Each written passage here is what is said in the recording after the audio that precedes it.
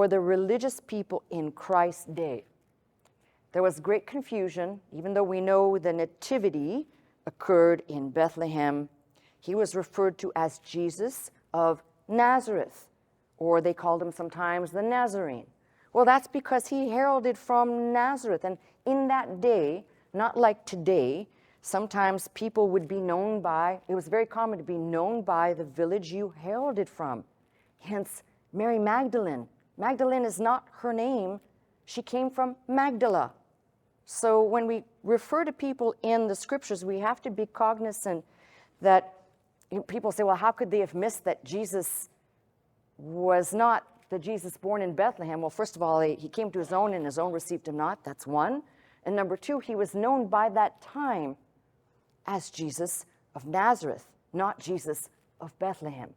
So there's a lot of these interesting things. If you're not willing to sort them out, it's not going to make sense, and you're going to be awfully confused. Likewise, I should say a footnote, and forgive me for bringing this down to the lowest level, but for people who are just starting out, they get very confused about this. So how could he be from everlasting and then be born in Bethlehem? And that's very easy. We read in the Old Testament, for example, there are things like Christophanies or theophanies. Those are appearances of God, not yet in a tent of human flesh like us. So, for example, if you go and you read the passage in Genesis 18, where it is, in my mind, it is a theophany or a Christophany that appears to Abraham on the plains of Mamre in Genesis 18, that is God. Although, just remember one thing, to see God in that day basically meant the people understood it as death, right?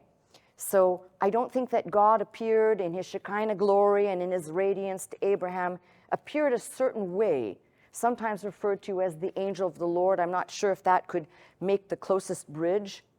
I also equally believe this. The crippling of Jacob, I believe, came at the hands of, even though it says angel of the Lord, came at the hand of a Christophany or a theophany, to reach down right there into the stream of time for a purpose. So don't be confused. God made sure that we could look on him and know he was like us, or he came to be like us. And that word tented or tabernacled in flesh. So before the coming, we'll call it the birth of Christ, I'm sure Christ appeared in a diversity of ways. But at a set time, God said, I'm going to reveal myself, and so that people will know, they will identify. He came to the likeness like us in sinning flesh. That's what he looked like. He had no sin, but he came in the likeness of sinning flesh. Come